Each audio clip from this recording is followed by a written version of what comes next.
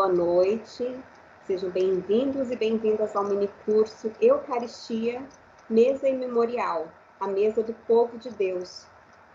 Quem irá nos assessorar é o Padre Washington Paranhos, também conhecido como Padre Tuta.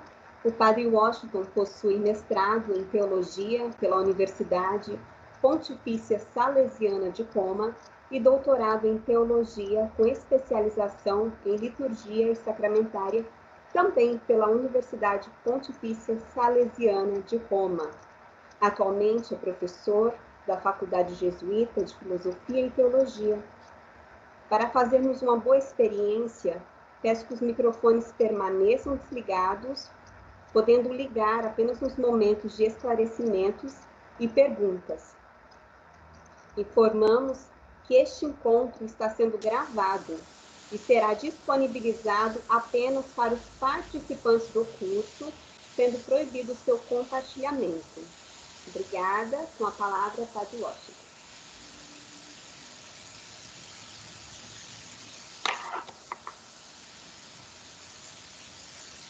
Microfone, Padre Washington, ligado. Agora, novamente. Pronto, obrigado.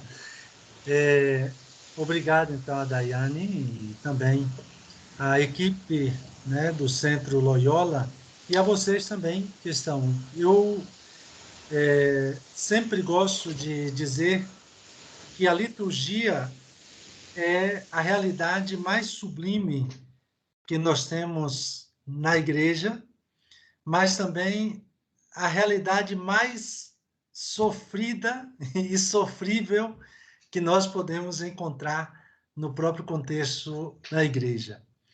Porque nós temos tantas pessoas que muitas vezes não aprofundam, não estudam, mas terminam se envolvendo e aí prejudicam toda a ação litúrgica. Depois tem as pessoas que muitas vezes não compreendem o próprio sentido da liturgia e se é de fato saborear, né, se é de fazer a experiência de saborear, de viver e principalmente de celebrar, terminam confundindo a liturgia e aí vem aquelas piadas, né, que geralmente contam de que é mais fácil dialogar com um terrorista do que dialogar com um liturgista. Então, essas dinâmicas nem sempre nos ajudam. Então, é só para a gente dizer que nós vamos fazer um caminho em que nós vamos tratar, né, porque aqui, inicialmente, quando conversávamos o ano passado sobre o que trabalharmos, era ainda naquela expectativa de que este ano, pelo menos até o final, poderíamos estar celebrando o Congresso Eucarístico Nacional, que, mais uma vez, já não vai ocorrer, mas a Eucaristia nós vamos tomar como ponto de partida, de fato, a mesa, né, como memorial do Senhor, mas fazendo um olhar sobre toda a dinâmica da ação litúrgica, né, seja nos sacramentos, como também nos sacramentais. Quer dizer, uma conversa muito tranquila. E aí a dinâmica, até mesmo para não cansar-vos, né, então, a minha ideia é de que eu faça uma pequena apresentação, né, alguns slides que eu preparei, um PowerPoint. Depois eu abro para a gente conversar, né, se vocês têm alguma dúvida ou alguma coisa que vocês gostariam de destacar, e eu retomo um pouco, quem sabe, para ajudar a esclarecer, né, se a gente não tiver condições, aí a gente pede ajuda aos universitários, para tentarmos esclarecer, e a dinâmica seria assim nos 4 encontros, então, os 4 encontros que nós teremos. A ideia é que a gente consiga passar passo a passo, né, essa dinâmica da ação litúrgica, mas principalmente com um olhar atento à própria questão da Eucaristia. Então, não sei se fica claro para vocês, se já de início tem alguma dúvida. Se vocês olharem, quem ainda não está acostumado, na barra superior, também vocês vão encontrar alguns ícones, e aí tem um que tem um rostinho e uma mão. Se vocês passam o mouse assim por cima, ali vai aparecer. Se você quiser pedir, né, a palavra, é só clicar na mãozinha que está aberta, que aí eu já sei que você está querendo falar alguma coisa. Porque às vezes vocês ficam com receio e não querem me fazer parar enquanto eu falo, então fiquem tranquilos para isso.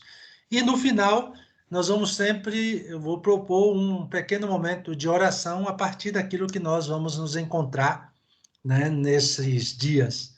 É um pouco essa dinâmica que nós teremos passo a passo nos 4 encontros, então, sobre Eucaristia, mesa e memorial, a mesa do povo de Deus. Se quiserem aprofundar, não é uma questão, muitos dos aspectos que aqui eu vou tratar, está presente também em um artigo que foi publicado na revista de Teologia da Unicap, a Universidade Católica de Pernambuco. Então, o título é o mesmo, porque eu ainda não tinha o artigo pronto, mas aí depois, pensando no curso, terminamos. Então, isso foi publicado já nessa revista, e ali vocês vão encontrar um pouco das ideias que eu, então, trabalho aqui. Tá bom? Então, vamos só apresentar para vocês o slide. E aí, como eu já disse, como eu vou abrir a tela agora para a apresentação, aí eu não vou estar olhando se vocês estão me vendo, mas aí depois vocês só fazem clicar naquela mãozinha que eu sei que você está pedindo a palavra.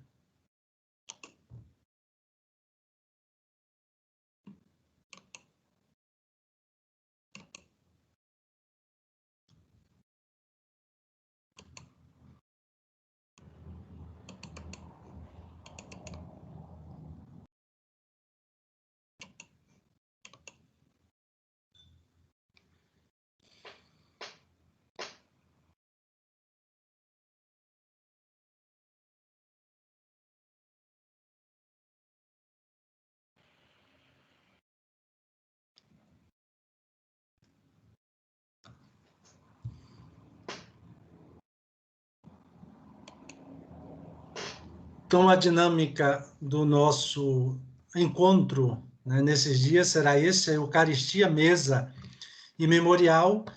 E aí nós vamos trabalhar durante esse período, primeiro, na própria compreensão do termo Eucaristia, mas também o próprio sentido de mesa, né? Porque hoje isso parece que se torna uma realidade um pouco estranha, né? Para muitas famílias e também para muitas pessoas, porque parece que a mesa já não é mais o lugar da reunião, não é mais o lugar da partilha. Então, essa configuração que também talvez seja importante da gente rever. E também o próprio sentido de memorial.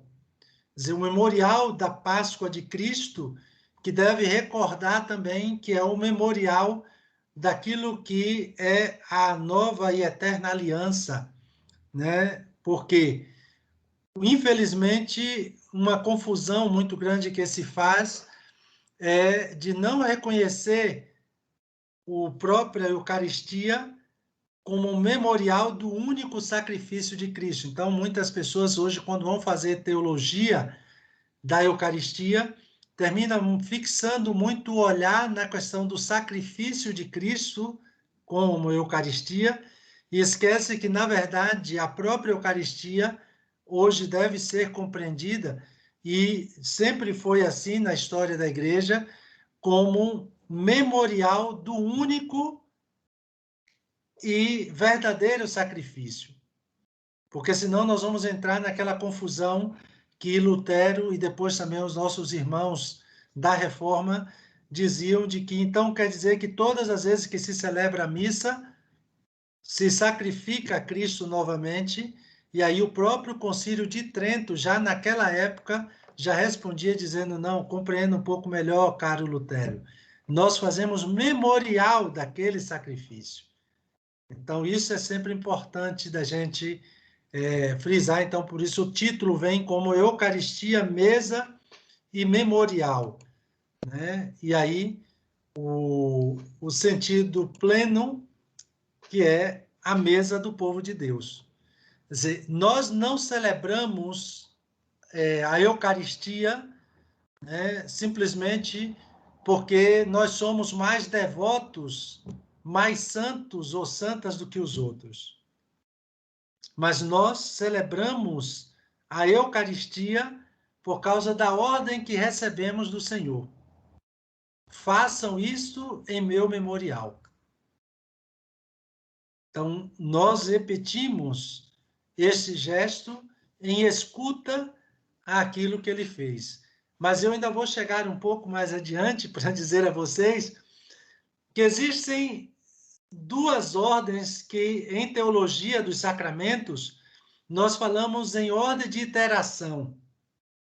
Porque assim como Jesus disse, façam isso em meu memorial, também quando ele lavou os pés dos discípulos, ele disse, eu vos dei o exemplo, façam o mesmo. O grande problema é que ao longo da história da igreja, muitos esqueceram. E aí já vai uma primeira afirmação para vocês de que não existe Eucaristia sem lava-pés. Então, isso quando a gente procura unir as duas ordens de iterações, né? Ou seja, esses dois momentos em que Jesus disse, façam isso em meu memorial, e também quando ele diz, eu vos dei o exemplo, agora façam o mesmo. Então, essas duas realidades é sempre importante de serem, então, lembradas. Então, essa realidade, nós temos esses encontros hoje, né, na próxima semana, depois dia 20 e dia 27, somente para que vocês não esqueçam. E como nós dizemos aqui nas Minas Gerais, para que vocês não percam o trem, né? Quer dizer, na verdade, eu sei que vocês não vão perder o bonde, porque mineiro não perde trem, né? Pode perder o ônibus, pode perder até outra coisa, mas o trem, a gente aqui por aqui não se perde. Então, da mesma forma, para que vocês guardem bem a programação aí nestes dias. Então, uma pequena introdução sobre o tema, sobre isso que nós vamos conversar. Então, primeiro, para falar da questão da mesa, né, do povo de Deus, né, uma mesa como dom, como partilha, como expressão, né, da presença, da ação de Deus, nós precisamos, então, evidentemente, situar e trazermos isso para o momento em que nós vivemos. Por que é que eu quero chamar a atenção disto? Né, o Papa Francisco dizia, há uns 2, 3 anos atrás, né, diante da própria realidade em que se encontrava, mas era numa grande feira que tem na Europa, chamado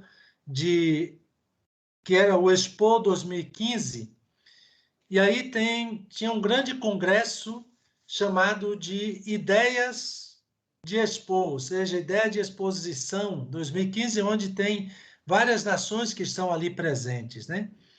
E aí o Papa disse que há comida para todos, mas nem todos podem comer.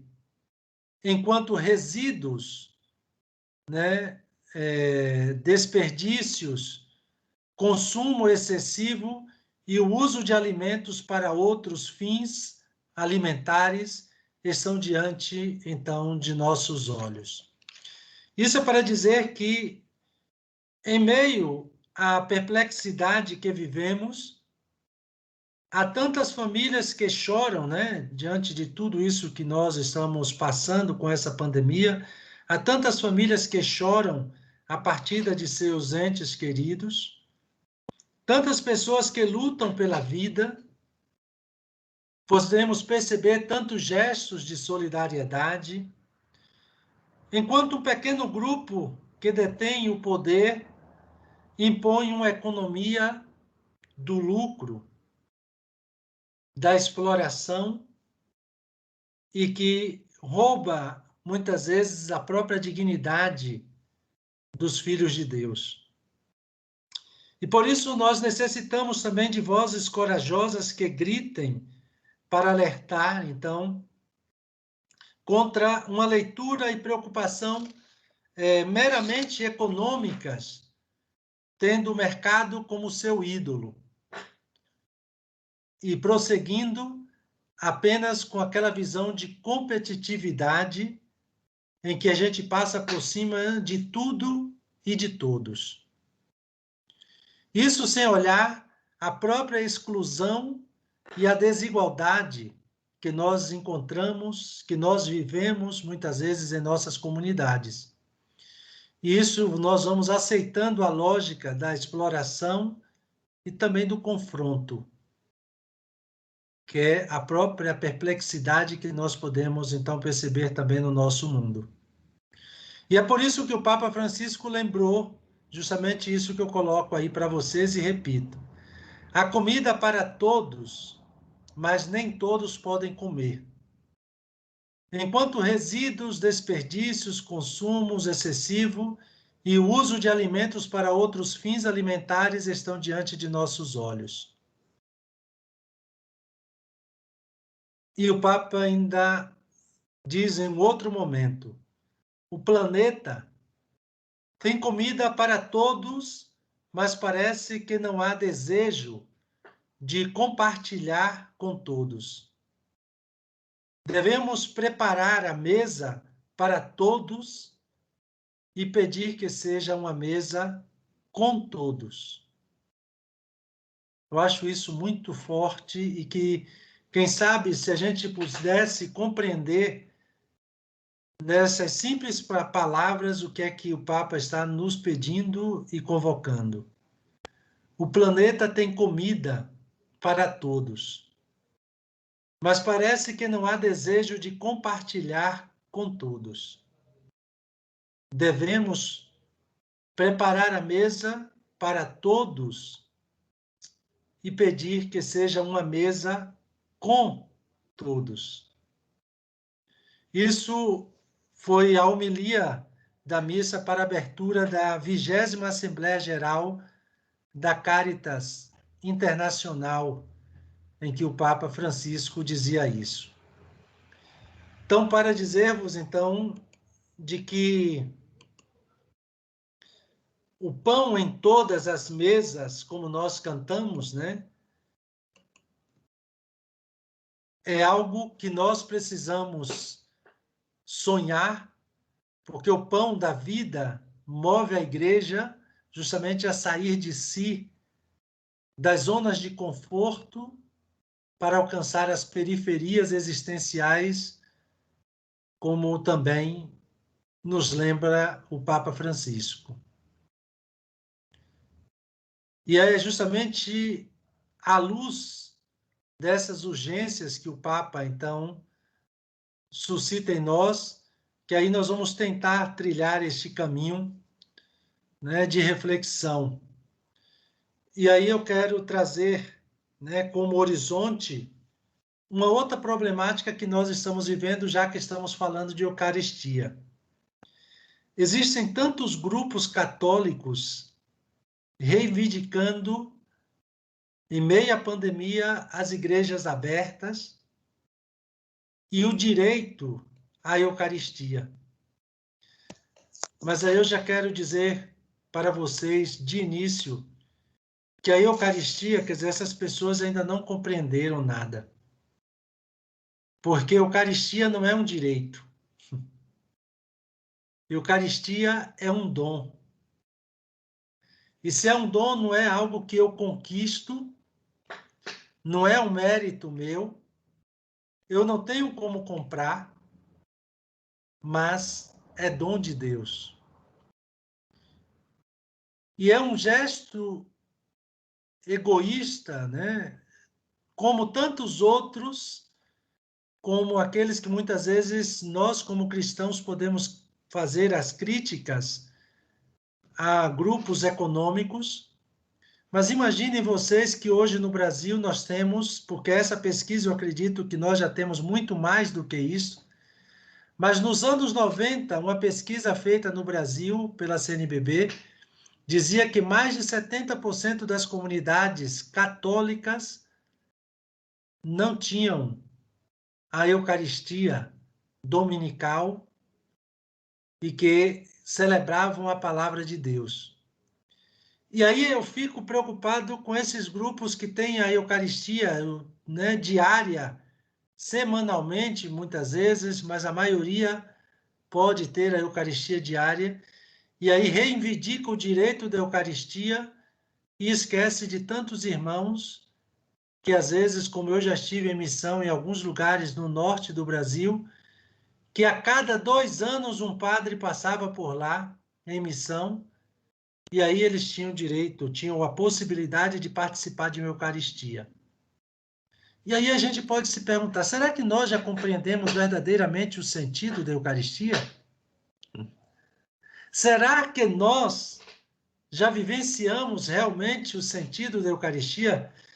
Porque vejam vocês, os textos mais antigos que nós temos que tratam do rito eucarístico, como a Didaqué, mas também Justino de Roma, quando fala da Eucaristia, diz que nós recebemos aquele no qual nós devemos nos transformar.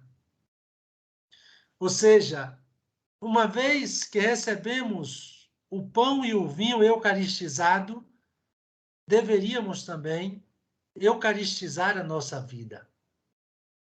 Melhor, sermos Eucaristia na vida das pessoas. Né? Então, essas realidades que às vezes nós não nos damos conta, mas que precisamos. Só para dizer que o cachorro não é aqui não, mas é por aí. Eu tô Esse... Mas é essa realidade que nós precisamos ir acompanhando pouco a pouco, como é que nós vamos concebendo a própria Eucaristia. Então, pensarmos em ter o pão em todas as mesas, né, e como nós cantamos, que é tão bonito, né, de fato, este canto, né, pão em todas as mesas, na Páscoa, a nova certeza.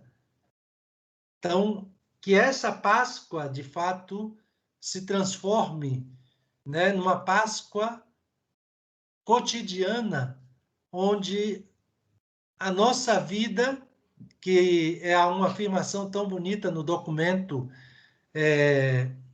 98 da CNBB, em que nos diz que é Páscoa de Cristo na Páscoa da gente, que de fato isso se realize, se concretize, quando nós temos a possibilidade de celebrar esse dom com os irmãos e as irmãs. Depois tem uma realidade que eu quero chamar a atenção, que é algo que, por exemplo, hoje mesmo eu conversava com um religioso, né, que entregou a sua dissertação, seu mestrado, sobre a teologia do alimento, que estamos vendo surgir cada vez mais estudos, reflexões sobre isso.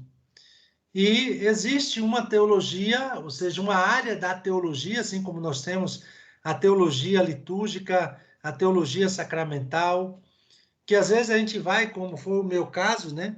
A gente cria uns títulos de tese, imagine, a minha era Perspectivas Teometodológicas entre a Teologia Litúrgica e a Teologia Sacramental.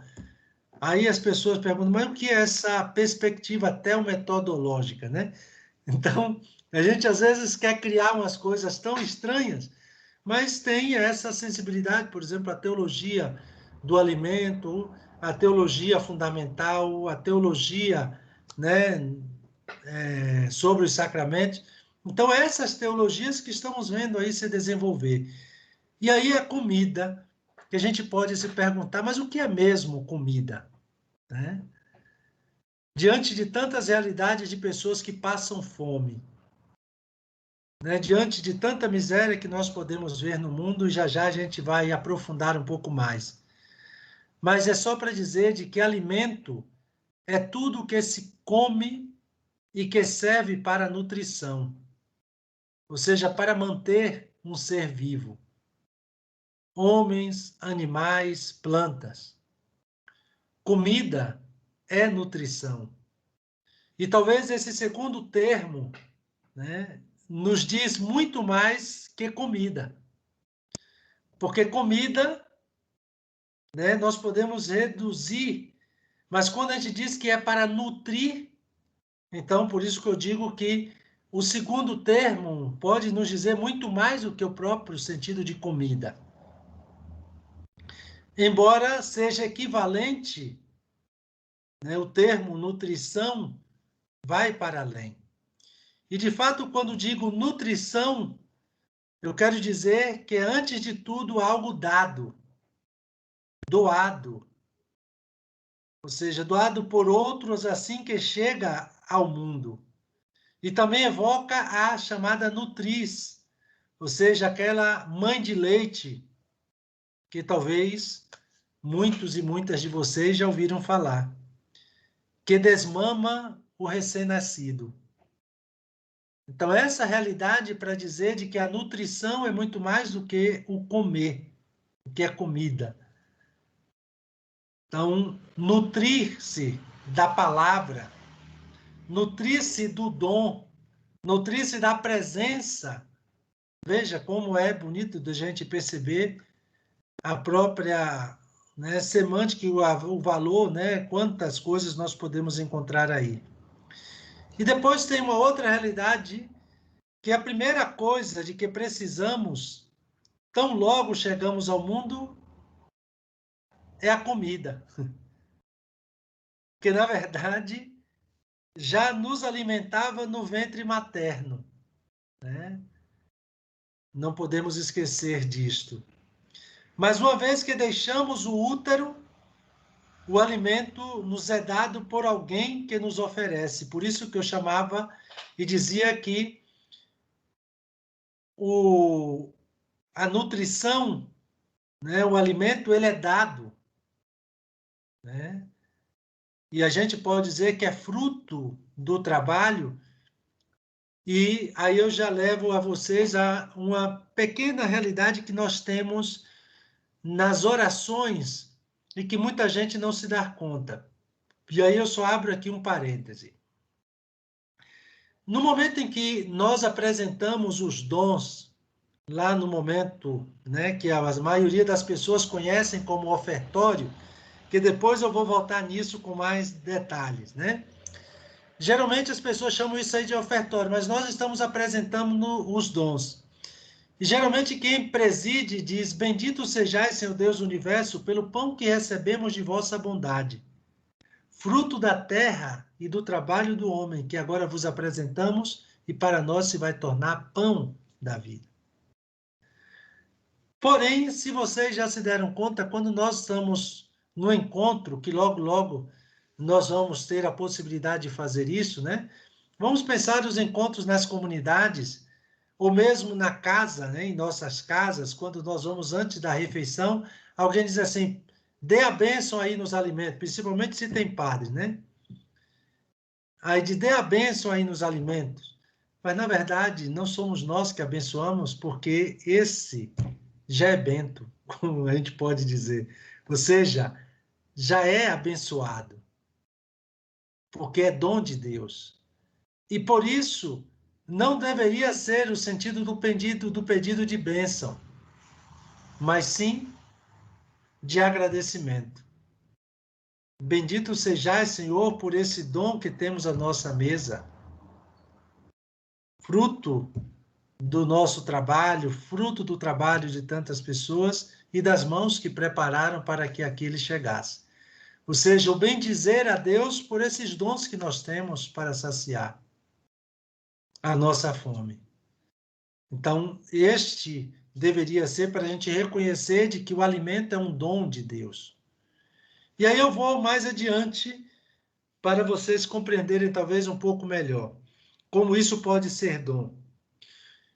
No Antigo Testamento, para se falar de amor, né, quando se tratava de amor, o termo utilizado em hebraico era filia. Mas o amor filia é um amor em que se tem uma retribuição. Ou seja, eu te dou amor para receber amor. Eu te dou um dom para receber um dom. Mas ali, mais ou menos, os anos 300 antes de Cristo, né, com a helenização também de Israel, entra a linguagem grega com o termo, então, que pode fazer confusão, que é eros. E aí o amor não é mais aquele filia, mas agora o eros.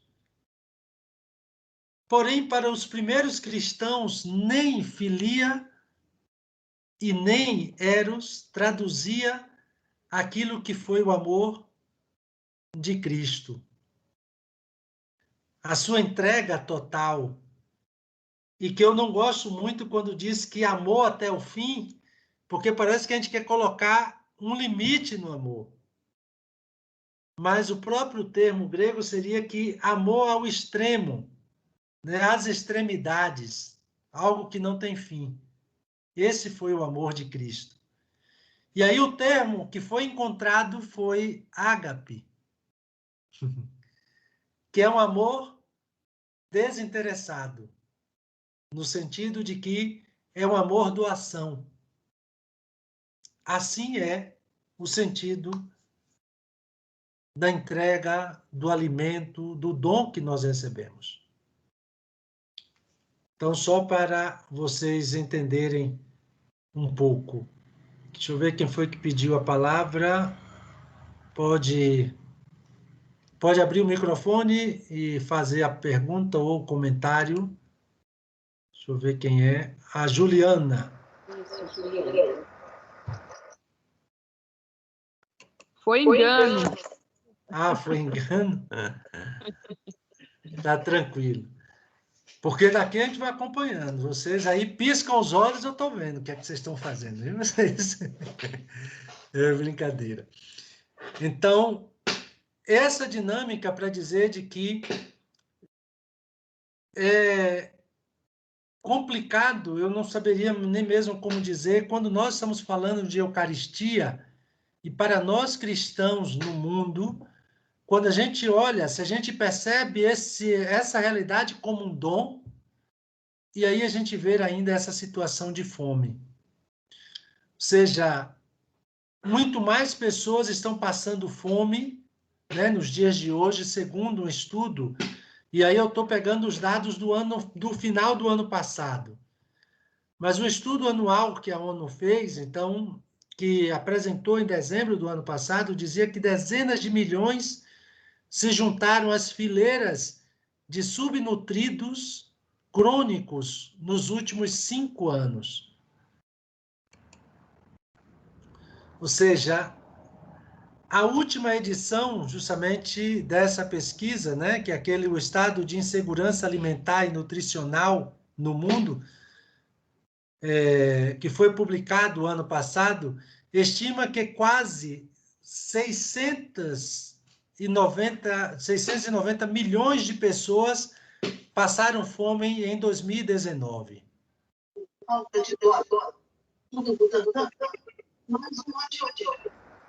Alguém com o microfone ligado, por favor, desliguem os microfones. Não estou entendendo. Então, isso nós vamos perceber que houve um aumento de 10 milhões em relação àquilo que foi apresentado em 2018.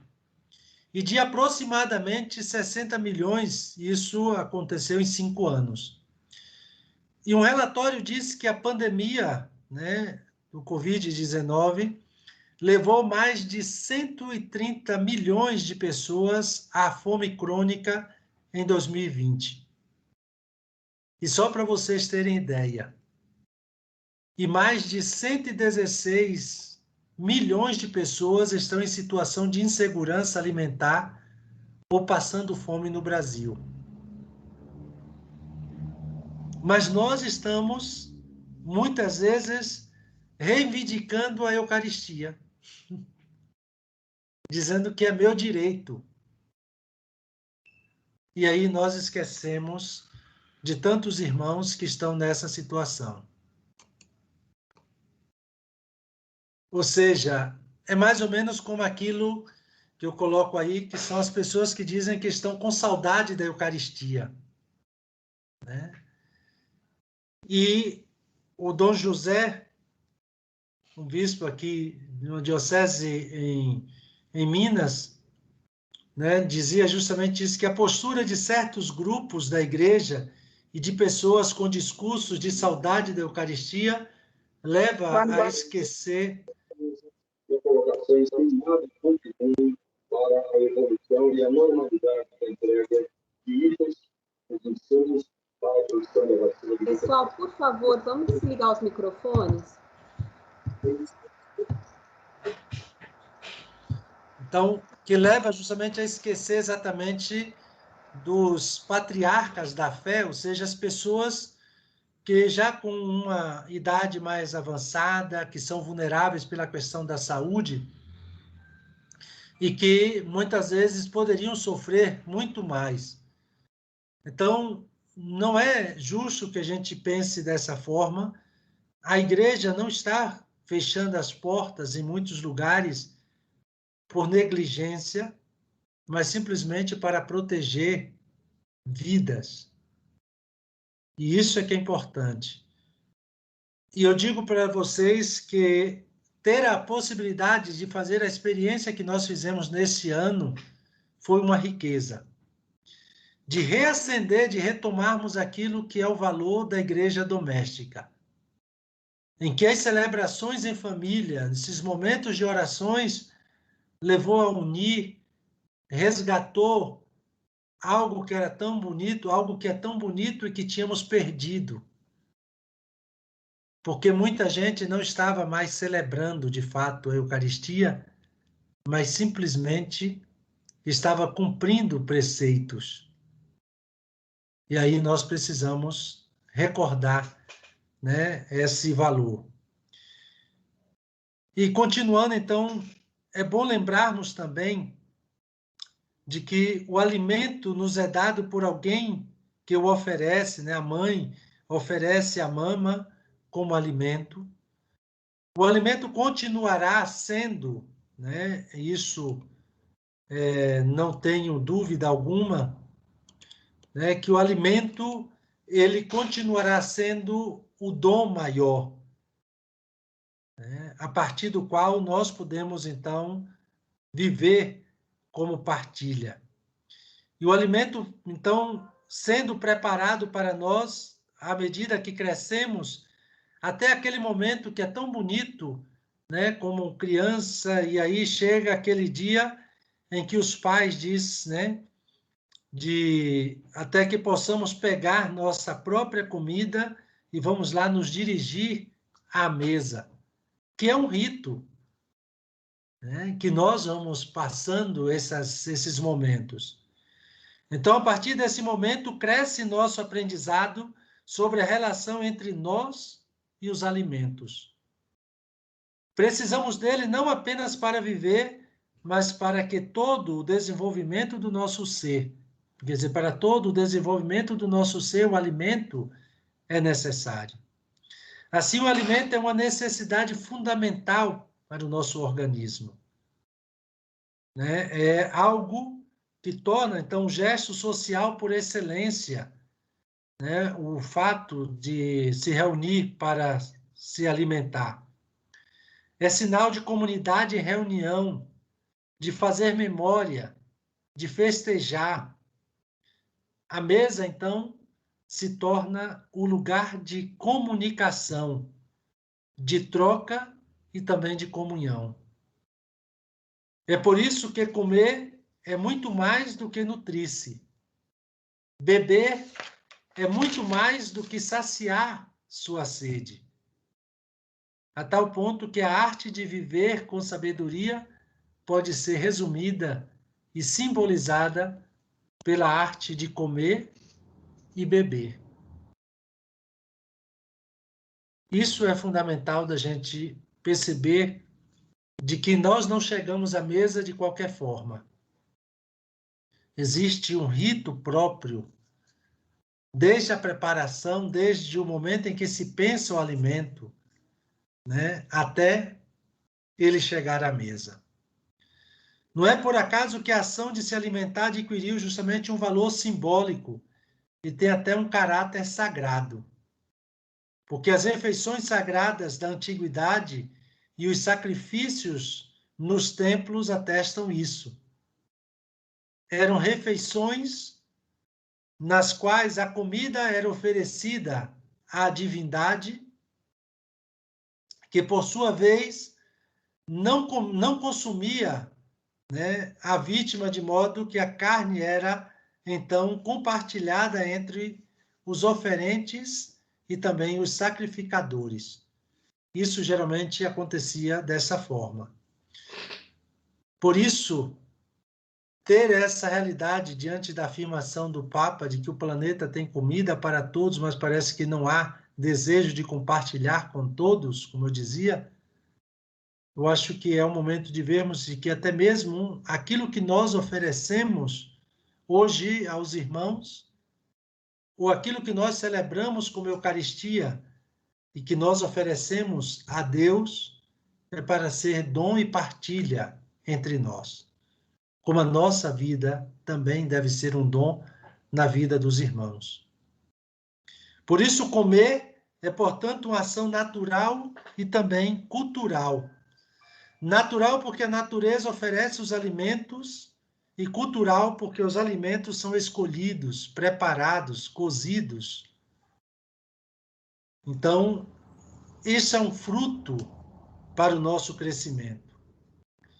E por isso, antes de ser posto à mesa o alimento, né, a comida é pensada, é pesquisada e preparada nos mínimos detalhes.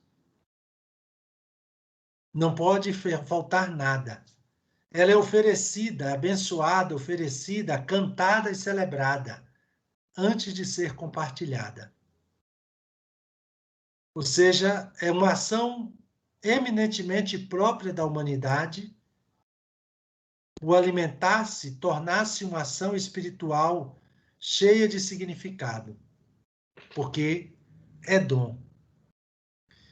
Imagine aquele gesto de alguém que diz: passemos a mesa.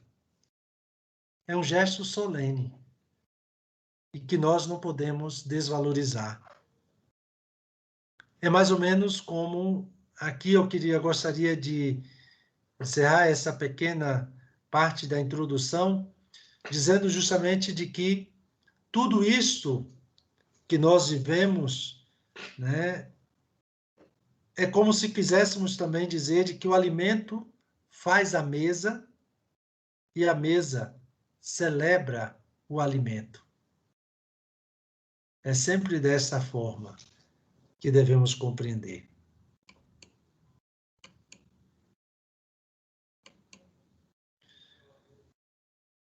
E assim, eu quero então convidar a vocês para que a gente se deixe iluminar por esse dom que é a partilha. Aquilo que eu terminava de dizer, que a primeira coisa de que precisamos, tão logo chegamos ao mundo, é comida.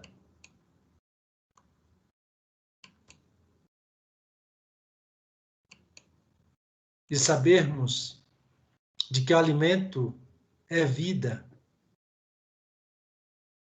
E quantos são dos nossos irmãos e irmãs que hoje veem, então, desaparecer o pão e vivem como mãos enrijecidas e carentes.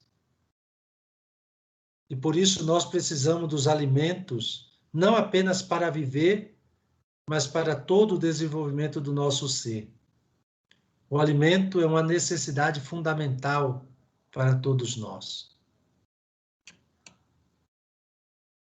E assim nós podemos pensar nessa realidade da mesa do povo de Deus, que somos convidados e convidadas também a tomar parte, ou a melhor, a sermos parte, então, dessa mesa. Porque sobre essa ação fundamental de alimentar-se, podemos receber podemos encontrar inúmeras narrações, muitas informações na Sagrada Escritura. Mas hoje eu quero principalmente chamar a atenção para alguns equívocos, como isso, pouco a pouco, vai fazendo com que algumas pessoas estejam fora da possibilidade de participar dessa mesa, né? De participar da mesa da Eucaristia, ou da mesa mesmo como dom, que foi o que aconteceu também com Israel. Porque na Bíblia, né, narra tantas histórias do povo de Deus, mas também histórias pessoais, e frequentemente nos fala de almoços, de jantares, banquetes e partilhas. E como nós não vamos ficar aqui a noite inteira trazendo todos os relatos, nós vamos somente trazer algumas experiências que podem nos ajudar nessa compreensão. Né? Para nos dar, então, conta de que no Antigo Testamento, que aí aquilo que a gente vai ver é isto, que no Antigo Testamento cada refeição formal tinha um caráter sagrado. Não se come de qualquer forma. Os sacrifícios oferecidos ao Senhor eram também refeições em que aqueles que as ofereciam compartilhavam as vítimas ou a oferta com os sacrificadores, né, os sacerdotes. E a principal festa de Israel, né, aquela que celebrava sua origem, sua libertação do Egito, era vivenciada, né, que é justamente isto que a gente quer trazer. Essa principal festa era vivenciada justamente em uma refeição na véspera da Páscoa, uma refeição que se comia o cordeiro como zicaron, ou seja, memorial da libertação do povo de Deus.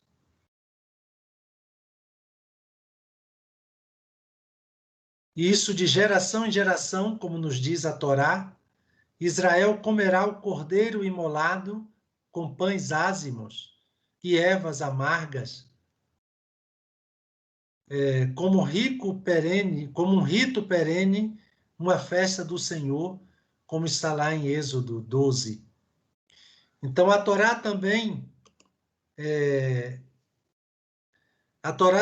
especifica que a refeição pascal, então, sendo uma refeição memorial para Israel, não pode ser compartilhada por pessoas incircuncisas.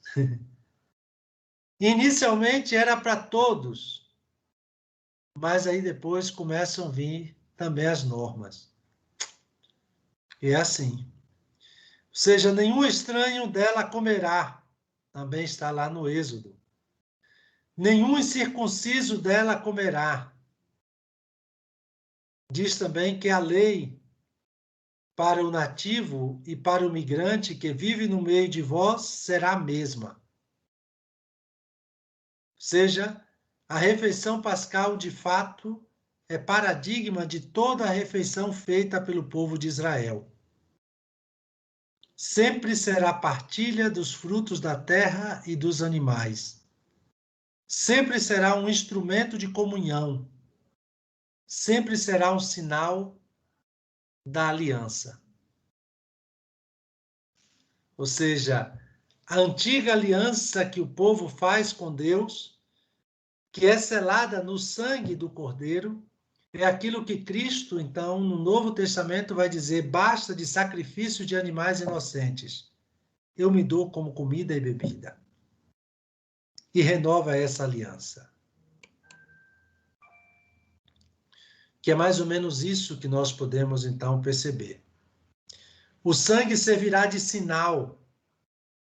Então, nas casas onde estiverdes, ao ver o sangue, né, ao ver o sangue, passarei então adiante, e não vos atingirá a praga exterminadora quando eu feri a terra do Egito.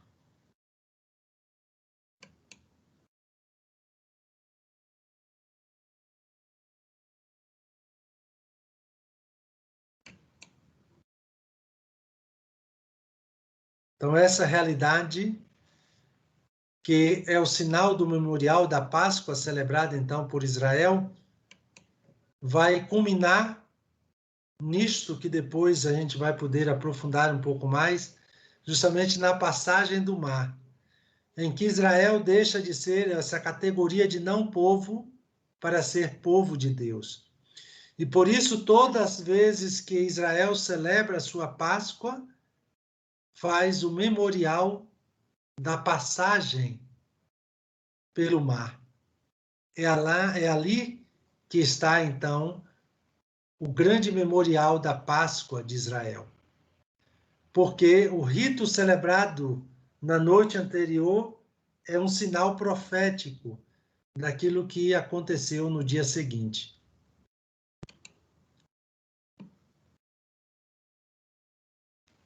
Então, aquilo que a gente tem no próprio contexto da Sagrada Escritura, que conforme anunciado profeticamente pela celebração da última ceia do Egito, o Senhor libertou seu povo da escravidão, fazendo passar o mar a pé enxuto e destruindo o poder do faraó.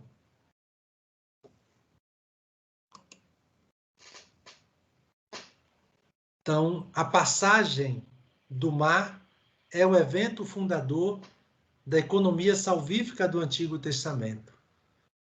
Por isso, todas as vezes que o judeu celebra a ceia judaica, tem como referência esse evento, a travessia do mar. Então, justamente deste evento, depende, e também a ele é remetida toda a posterior história de Deus com seu povo.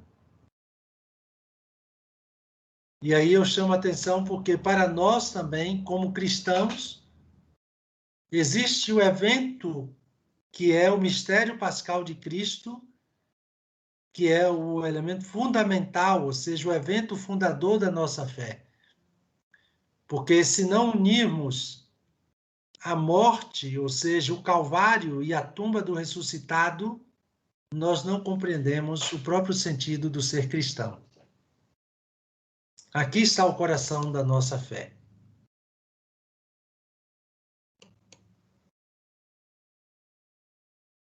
Já no livro do Gênesis, e aí eu já vou parar, que eu estou olhando já aqui a hora para poder a gente bater um papo, porque senão vocês não vão ficar aqui me escutando a noite inteira, porque a gente quer justamente compartilhar um pouco mais da experiência. Então, eu quero passar um pouco esse Antigo Testamento para a gente também saborear das coisas boas. Então, mas só para concluir essa parte aqui, para lembrar a vocês de que lá no livro do Gênesis, né, tem alguma coisa que é interessante da gente recordar. Que no livro do Gênesis, né, ao criar o ser humano, né, Deus diz: façamos um ser humano à nossa imagem e segundo a nossa semelhança, que domine sobre os peixes do mar, as aves do céu, os animais domésticos, todos os animais na terra e tudo que rasteja pela terra. Então, após a famosa afirmação, e Deus criou o ser humano à sua imagem, reitera o texto do Gênesis. E Deus os abençoou e disse-lhes: sede fecundos e dominai sobre os peixes do mar, sobre as aves do céu e sobre todo ser vivo que rasteja pela terra. Isso é o que está no texto bíblico. Nós não vamos inventando nada. Está tudo aí. Mas que domínio seria esse? Será que nós entendemos? Será que a humanidade entendeu qual é o domínio que Deus falou? Porque imediatamente depois está escrito: e Deus disse: eu vos dou toda a erva que dá semente e todas as árvores que produzem fruto, para que vos sirvam de alimento. E, paralelamente, aos animais da terra e do céu, Deus dá toda a erva verde como alimento. Portanto, o homem será apenas um pastor, não um predador. Se a gente toma a Sagrada Escritura. Porém, é justamente a catástrofe do dilúvio, também no Gênesis, que marca a passagem de um comportamento ao outro. Precisamente porque o homem se mostrou violento a ponto de tirar a vida do próprio irmão, lá entre Caim e Abel, né? Assim, levando em conta essa violência, surge a possibilidade de se comer animais, na esperança de fazer parar a violência do homem contra o homem. E aí Deus diz: sereis causa de medo e de espanto para todos os animais da terra, todas as ervas do céu, os bichos que se movem pelo chão e todos os peixes do mar. Eu os entrego todos em vossas mãos. Tudo que vive e se move vos servirá de alimento. Entrego-vos tudo, como já vos dei os vegetais. Mas define um limite significativamente específico. Contudo, não deveis comer carne com vida, isto é, com sangue. É um sinal claro da necessidade de respeitar a vida. Beber o sangue do animal é incorporar em si a vida do animal. E isso passa do limite. Essas regras não são meramente alimentares, mas querem indicar justamente um comportamento ético do homem para com os seus semelhantes. Um caminho de paz e convívio, como o texto esclarece com grande sabedoria, que diz também Gênesis 9:5. Da mesma forma pedirei contas do vosso sangue, e da vida do homem pedirei contas a seu irmão. Deus, portanto, fez esse dom, né, de criaturas boas, que é isso que é importante da gente lembrar, que é dom de Deus o alimento. Ou seja, o alimento é um dom que exige do homem responsabilidade, consciência do que comer, respeito pelo alimento e também partilha, porque a criação é destinada a toda a humanidade, não apenas a alguns privilegiados.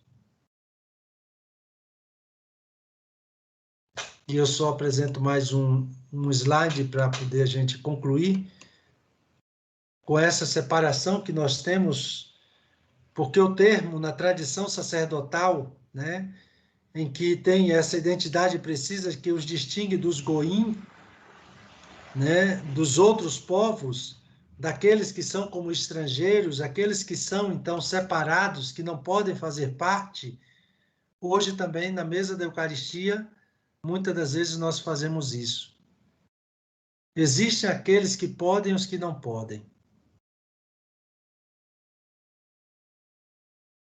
Os migrantes são o símbolo de todos os descartados da sociedade e que nós também vamos descartando no nosso dia a dia.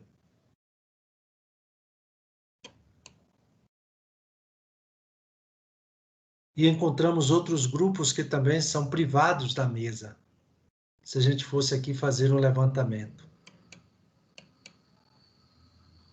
que são as normas alimentares que excluem tantas pessoas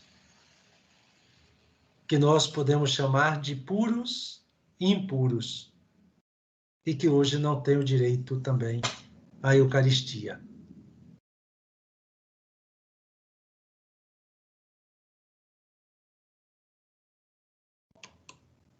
Mas eu não vou seguir porque eu prefiro que a gente deixe a parte depois para falar de Jesus no próximo encontro. E hoje a gente fica para uma conversa nossa, como essa primeira introdução, pelo menos já para nos situarmos nas coisas. E agora vocês que podem perguntar, se tiverem dúvidas ou fazer alguma consideração, né, se diante daquilo que nós apresentamos até aqui. E aí, pouco a pouco, a gente vai conversando com mais ânimo. Fiquem à vontade.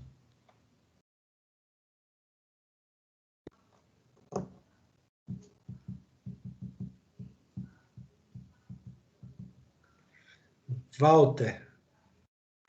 Boa noite, Padre. Boa noite. Eu queria que você esclarecesse para mim um detalhe. Memorial e sacrifício na liturgia tem o mesmo sentido da língua portuguesa? Sacrifício, isso no contexto litúrgico, não teria a mesma conotação como aquilo que nós vamos compreendendo pouco a pouco. Quer dizer, na verdade, simbolicamente, e até mesmo pela própria densidade do termo, ele vai para além, porque o sacrifício de Cristo é compreendermos toda a sua vida, né? Porque a própria encarnação de Cristo já é um mergulho na nossa humanidade. Então, teologicamente, o termo é muito mais denso, né? E depois, memorial, por isso que eu estou sempre falando em memorial e não memória, porque muitas vezes a gente pode conceber o memorial como uma memória psicológica. E memorial quer dizer muito mais porque é nos fazer, então, contemporâneos, ou seja, memorial é tornar-nos contemporâneo do evento. Por exemplo, quando nós celebramos a Eucaristia, nós nos tornamos contemporâneos do fato ocorrido com Jesus, ou seja, da sua morte e ressurreição. Por que que nos tornamos contemporâneos? Porque aquele fato é um fato histórico. Aconteceu uma única vez. Mas nós fazemos memorial daquele fato. E somos nós que somos transportados àquele evento. Não é que o evento venha a nós, porque ele já aconteceu uma única vez. É aqui que está aquela passagem que eu dizia que era a confusão que Lutero dizia. Então, quer dizer que cada vez que a gente celebra a missa, nós estamos sacrificando e sepultando Jesus de novo. E aí o Concílio de Trento vai dizer, não, meu caro Lutero, você não compreendeu nada. Nós fazemos memorial do único sacrifício, porque Cristo fez aquele sacrifício e diz, basta, de hoje em diante eu me dou como comida e bebida, e vocês façam memorial. É isso que nós temos na Eucaristia. Padre. Sim. Então, o alimento nos é dado já e necessário vida do útero materno, que é a preparação do prato, e um pulo para a Eucaristia. Eu costumava dizer que na mesa da Eucaristia não há lugar para discriminação. E agora vai a minha pergunta. É possível fazer Eucaristia sem aquilo que hoje nós temos como orientação à participação na missa? Quer dizer, do que pode e do que não pode, né? Um pouco, bastante presente, né?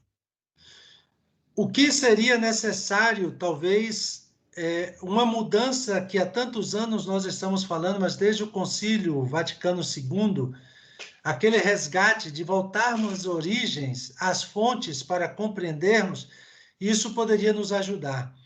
Primeiro, que nós deveríamos ser, então, iniciados à vida cristã. Deveríamos ser iniciados, de fato, à liturgia, aos sacramentos, por quê? Pela própria dinâmica que foi vivenciado na cristandade, as pessoas dão como pressuposto de que nós já conhecemos. E muitas vezes são cristãos de tantos anos e nem mesmo sabem o que é que estão celebrando, e nem mesmo sabem qual é o sentido do ser cristão. Então, se voltássemos, de fato, fizéssemos o movimento de voltarmos às fontes, teríamos possibilidade de compreendermos um pouco mais esse mistério aí, isso seria possível. A outra, veja que quando nós tomamos um texto do Novo Testamento, por exemplo, quando se diz assim, que ele e toda a sua família se converteu, recebeu o batismo e recebeu o sacramento. Significa que ali era o homem, mulher, criança, cachorro, gato, todo mundo fez a experiência. Mas só que tinha um caminho e que nós perdemos essa forma de ser. Então, o participar, porque vejam que nós estamos fazendo uma catequese esdrúxula até hoje. Eu estou dizendo que amanhã eu tenho outro encontro sobre a questão de liturgia e catequese com umas dioceses.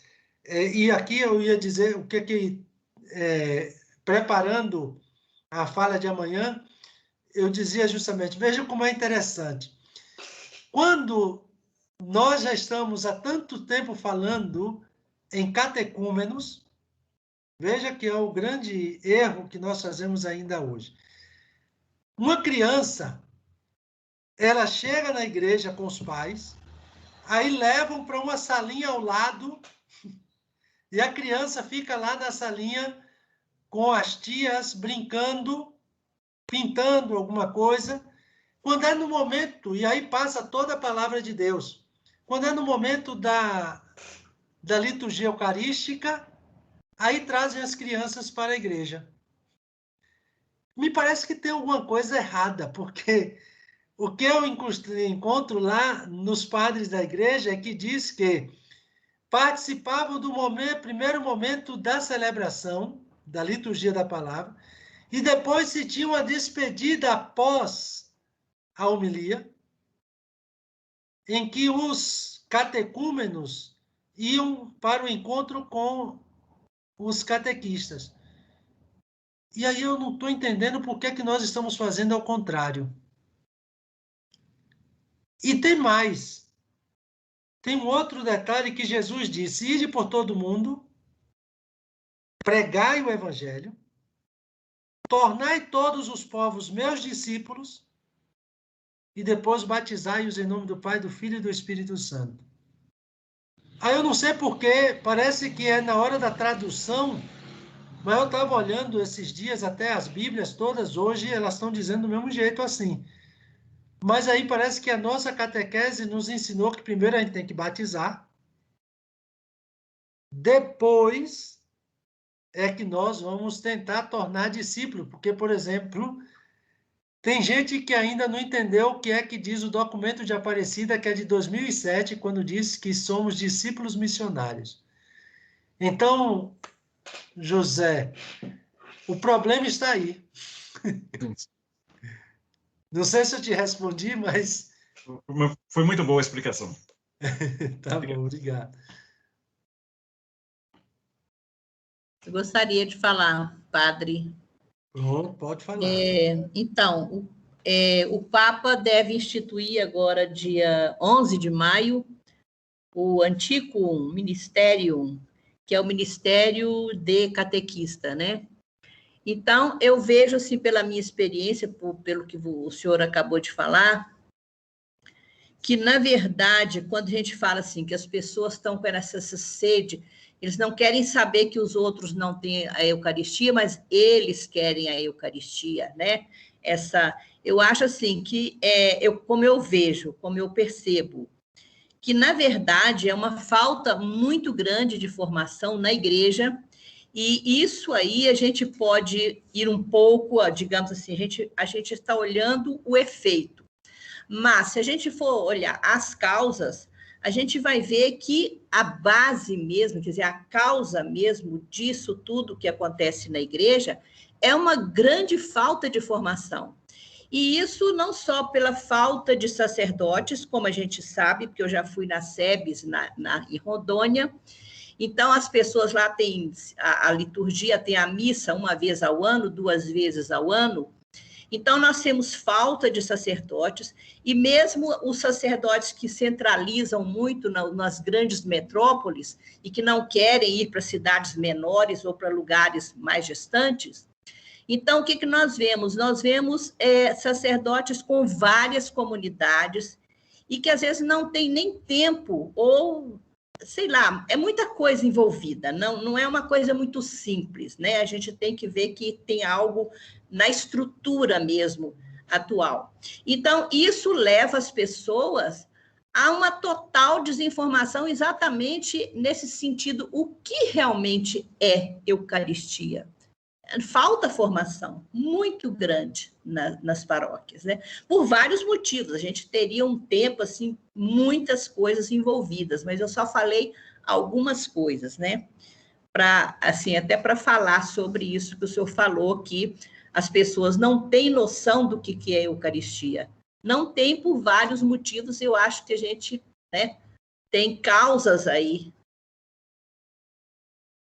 para isso. E aí, só para endossar, porque isso que você fala, que eu acho que a iniciativa do Papa vai nos ajudar muito a concebermos, porque no início da igreja, o primeiro catequista era o bispo, como mistagogo. E, pois é. O padre era o mistagogo no local em que estava quando as paróquias vão crescendo, né? E aí tem a necessidade do pároco, do padre lá nas comunidades, nas capelas e tal. Sim. Então, ele que deveria exercer essa função primeira. E aí está, mais uma vez, o grande problema, é que você vai em algumas paróquias, o padre só chega para a questão... Só para celebração. Exatamente, da catequese no momento da celebração, ou seja, Sim. O caminho todo já foi. Então, nós estamos errando de princípio. Sim, de princípio, exatamente. Infelizmente, é este o drama. Então, aqui é necessário, mais uma vez, voltar àquela palavrinha da lex orandi, lex credendi. Isso é fundamental hoje. Sim. E isso que você fala, eu acho que o grande desafio que nós temos eu vou só dar um exemplo para a gente depois passar, que o Thales também está pedindo a palavra, né? Mas veja aqui, o último censo, que nós não sabemos quando é que nós vamos ter o outro censo no Brasil, sim, porque nós já estamos, talvez agora, sentados eternamente em berço esplêndido, mas que não vamos ter mais, talvez, a possibilidade, quem sabe, de um censo, mas para ter a história, o último censo demonstrou uma realidade que, se eu pergunto para vocês sabem qual foi a igreja que mais cresceu, que foi revelado no último censo divulgado em 2010?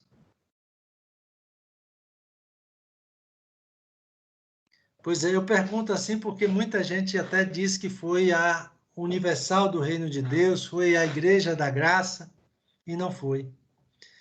A igreja Islamismo? Também não.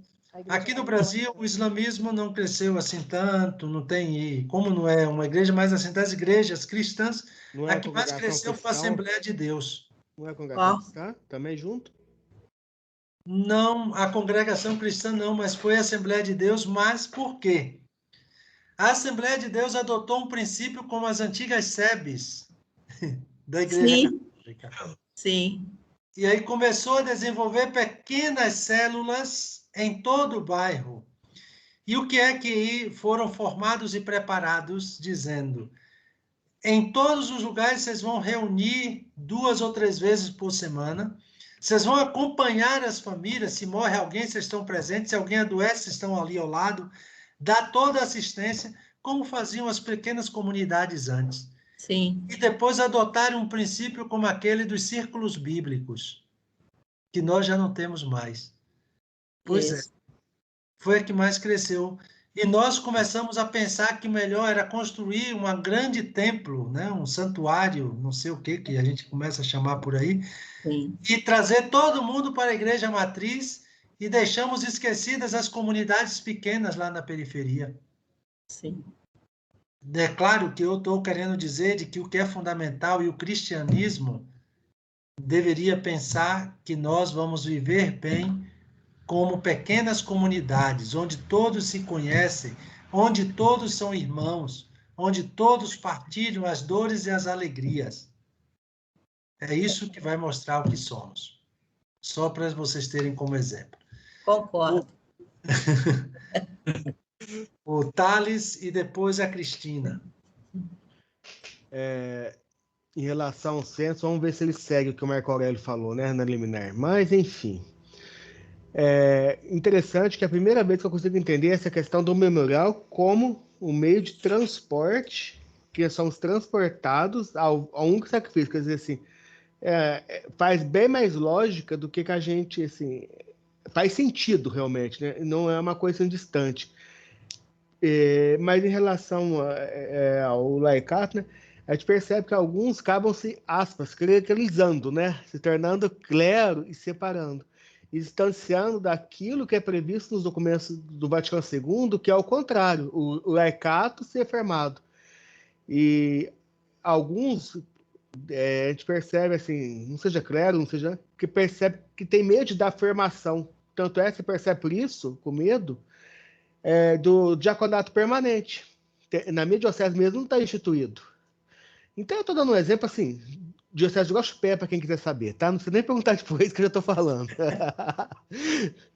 E se percebe esse medo na formação do laicato, como que se uma coisa fosse ocupar o lugar de uma da outra, né? E o andei lendo algumas coisas do Charles Taylor, que ele trabalha muito com filosofia da religião, aquelas coisas, né? E nesse processo de secularização e diminuição do número de clérigos, de religiosos, tudo, o laicato é aqui que o Papa está falando e que a Adna falou, melhorando a formação, porque nós estamos conseguindo chegar às pessoas. A nossa linguagem está um pouco defasada e a formação também precisa melhorar. É o que eu noto, assim, é o que eu tenho percebido. Não sei se a gente está preocupado com Record, com televisão, com sei com o que, não. É o que você falou mesmo, tá um tete a tete com as pessoas, no dia a dia, sendo somente presença, né? O caminho, eu digo que é formação, é partilha, essa vivência. Por exemplo, eu estou com um grupo de leigos, pessoas aqui de Belo Horizonte, que é um pequeno livrozinho do Padre Konings, que, deixa eu ver quantas páginas, 135 páginas com as notas que ele explica no final. Mas é um livrinho que eu acho que, inclusive, o Centro Loyola de Goiânia uma vez já trabalhou, porque é muito bom. O título é Ser Cristão, Fé e Prática. Quer dizer, eu peguei esse livro para... Nós iniciamos em outubro de 2019 a leitura. E estamos na metade do livro. E nos encontramos uma vez por mês. Mas é porque a gente vai conversando sobre a experiência. Então, o ser cristão tem que ser um caminho como este. E aí o cuidado, principalmente com outra coisa que você chamava a atenção. Não podemos clericalizar os leigos e nem laicizar o clero. Isso é importante que cada um, então, exerça, tenhamos consciência daquilo que nós somos e o nosso ministério que exercemos. Mas, primeiro, ter a consciência de que somos povo de Deus. Esse é o primeiro conceito. Cristina, porque eu estou vendo a hora, antes que vocês comecem a se coçar para querer ir embora, então já... Eu sou aqui de Governador Valadares e a minha comunidade é de espiritanos, né? Então, são os padres que chegaram aqui e agora já é uma leva mais nova, né? Mas eu tive a graça de de participar de uma igreja onde eles sempre foram exemplo, né? Eles viviam realmente aquilo que eles pregavam. Então, eu vejo uma grande diferença da igreja com a qual eu participei quando criança e agora, né? E vejo isso também uma mudança da sociedade. Isso não foi uma mudança dos sacerdotes, foi uma mudança da sociedade. Como o senhor bem colocou, a mesa deixou de ser o centro da união, da família, né, da convivência. Então, a Eucaristia ela vem perdendo, às vezes, esse significado, porque a própria família perdeu até o seu papel. Ela deixou o papel de, às vezes, educar e orientar na mão de outra pessoa, não dela mesma, né? E eu queria, assim, uma minha dúvida quando o senhor coloca que a gente é transportado ao momento do sacrifício, né? Eu sempre coloquei como uma atualização, trazer aquilo presente, trazer a memória, né? Reviver aquele momento ali. Seria errado dizer, né, essa atualização? Isso é um questionamento. Agora, assim, eu queria colocar da minha experiência, quanto aqui na minha comunidade, eu sou do Círculo Bíblico. Nós temos ainda aqui na minha comunidade, só que eu estou com 54 anos, eu sou uma menina no meio delas, né? E faz muita falta para elas não participarem da Eucaristia.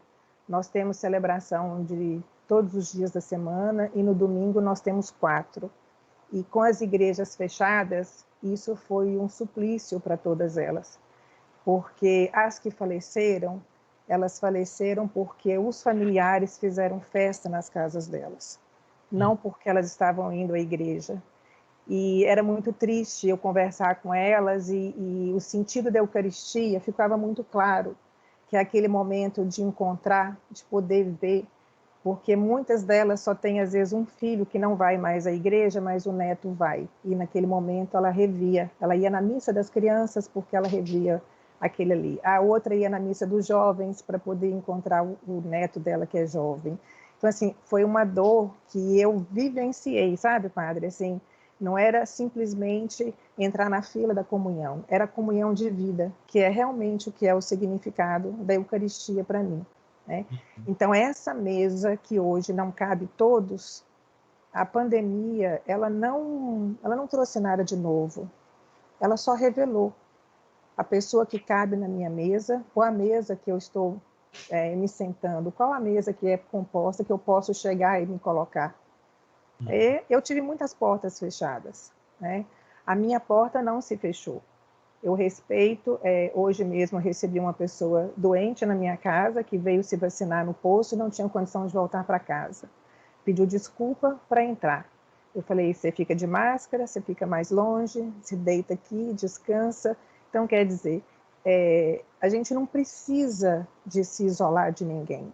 A gente tem que ter todos os cuidados.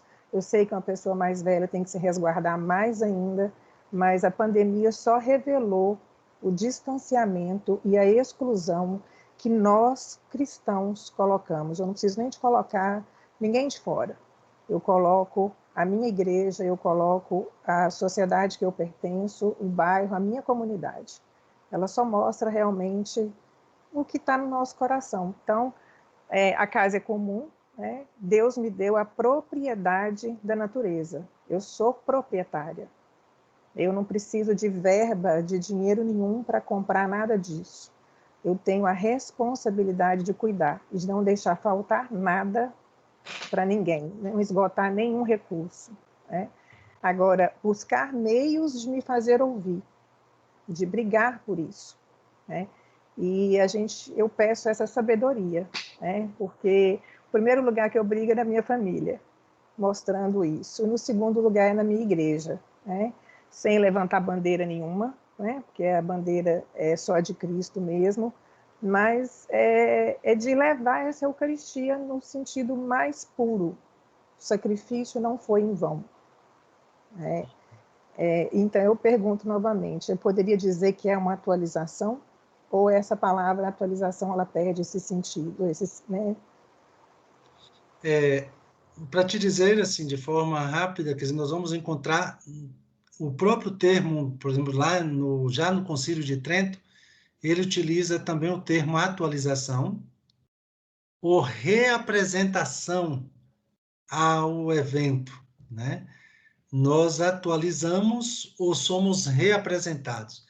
Eu vou na próxima, acredito que na próxima, não, na terceira no nosso terceiro encontro, eu vou tratar sobre isso, e aí, graficamente, eu vou mostrar para vocês como é que esse sentido de ser reapresentado tem muito mais densidade do que o sentido de atualizar, né? Então, ele é muito mais rico no sentido teológico. Então, E isso fica mais claro que o senhor falou, de me transportar para esse momento. Exatamente. Eu sou reapresentada a isso, eu acho que isso é mais real e isso não tira a grandeza do que eu trazê-lo para cá. Eu sou transportada para lá, né? Eu sou reapresentada. Gostei mais desse termo, não vou usar mais atualização, não. Mas é só para ver. Nós temos somente a Tanara, e aí a gente vai para a oração para concluirmos a noite. Boa noite. Boa noite. Sou de Fortaleza, Ceará. E é rapidinho, eu só queria mesmo assim dizer que eu estou muito feliz em ouvir pela primeira vez na minha vida o reconhecimento do senhor como representante, né, assim, da igreja, de que há uma falha realmente estrutural na formação, em tudo isso, porque assim, eu sinto isso há muitos anos, eu tento falar isso, eu já morei em São Paulo capital, interior da Paraíba e voltei para Fortaleza. E assim, eu sinto isso e eu tento falar isso por onde eu já andei na igreja, eu não sou ouvida. É como se eu estivesse falando assim, um absurdo e que a culpa é da gente, que não vai atrás da igreja para se informar. E de repente ouvir o senhor falar isso e mostrar que realmente tem que ter um repensar de como as coisas estão sendo e que isso está acarretando a perda dos fiéis, né? Por falta de conhecimento, e eu ainda acrescento. Esses dias a gente teve até uma formação da Igreja Cristo Rei que se falava exatamente isso. Uma padre comentou, o diácono, que uma moça se separou e por conta disso não se sentiu acolhida na igreja, não teve aquele acompanhamento, mudou de religião. Então, assim, às vezes por falta de uma acolhida, por falta de uma orientação, por falta de uma formação, por falta de N coisa, a igreja está perdendo fiéis. Então, assim, estou muito feliz com sua fala, porque pela primeira vez em tantos anos eu estou vendo esse reconhecimento. Mas é parte, quer dizer, na verdade, se a gente não tem atenção, e aí eu ligo também com aquilo que a Cristina falava, quer dizer, hoje na igreja, essa questão do cuidado, né, o cuidado de si, o cuidado do outro, é aquilo que é fundamental em todos os aspectos. O Papa, logo que assumiu, ele chamava a atenção do clero, né, e também dos seminaristas, isso ainda em 2013, em julho de 2013, o Papa dizia que hoje a igreja, nós como ministros ordenados, dedicamos pelo menos 80% do tempo a questões burocráticas e não cuidamos das ovelhas, não cuidamos das pessoas, não temos tempo para a formação nossa e para ajudar na formação do povo de Deus. E parece que entrou de um lado e saiu do outro e muita gente não ouviu. Então, nós precisamos ter atenção. Então, vamos falar, vamos trabalhar, vamos ajudar para que isso aconteça.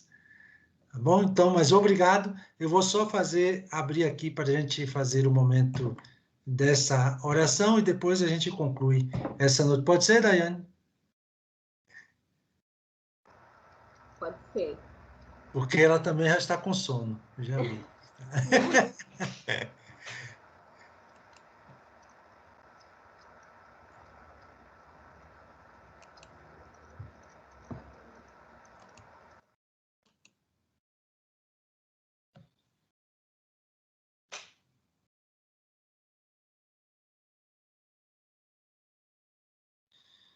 Então, hoje é fundamental na nossa vida, na nossa caminhada como cristãos, como cristãs, então, de fazermos, né, de sermos pães.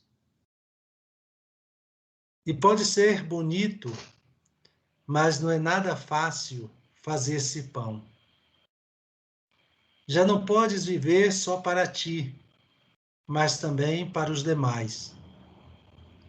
Já não podes possuir nada, nem coisas, nem tempo, nem talentos, nem liberdade, nem saúde, como algo exclusivo. Tudo que é teu já não é só teu, é também de e para os demais.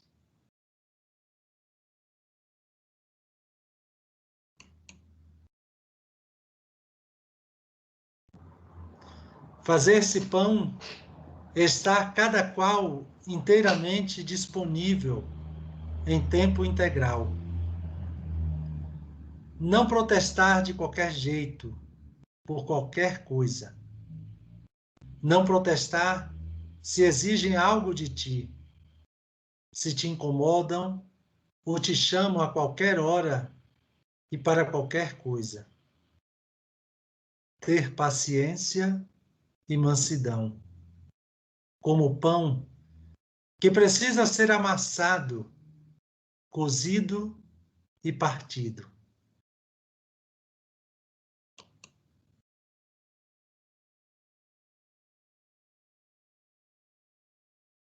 Fazer-se pão é ser humilde como o pão que não consta nos pratos mais finos, mas que sempre está neles, sempre para acompanhar. Fazer-se pão é cultivar a brandura e a bondade, porque assim é o pão, brando e bom.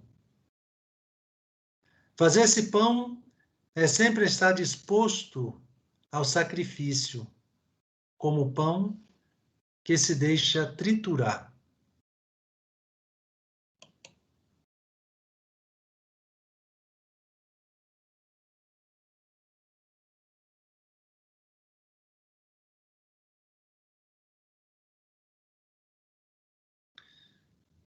Fazer-se pão é viver sempre o amor maior, capaz de manter para dar vida como pão.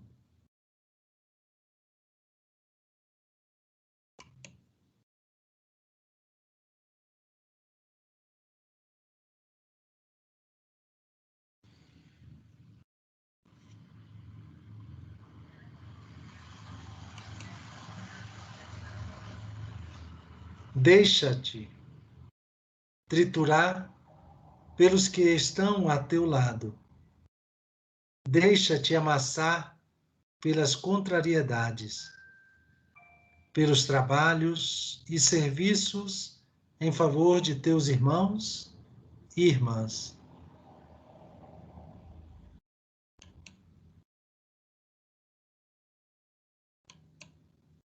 Deixa-te cozer pelo fogo do amor, que é o Espírito.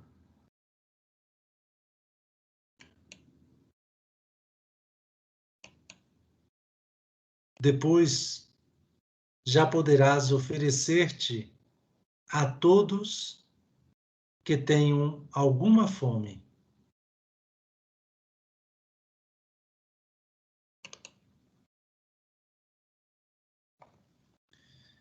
Envia-nos, ó Pai, o teu Espírito, para sermos pão para os demais, com Cristo, como Cristo o é. Amém. Assim seja. Amém. Muito obrigada pela oração. Amém. Finalizando o nosso primeiro dia do minicurso, saímos cheios de conhecimento e desejosos, de muito mais. O nosso segundo encontro será na próxima quinta-feira, dia 13, às 20 horas. E eu já aproveito para pedir para vocês, visitem as nossas redes sociais e fiquem por dentro das nossas atividades. O Instagram é Centro Loyola Team, Facebook Centro Loyola de Goiânia. Aproveito para fazer um convite. Do dia 18 a 20 de junho, teremos um retiro espiritual com o tema Ver Novas Todas as Coisas em Cristo, sob a orientação do padre jesuíta Laércio de Lima. E eu tenho uma boa nova para todos vocês, toda a equipe aqui do Centro Loyola.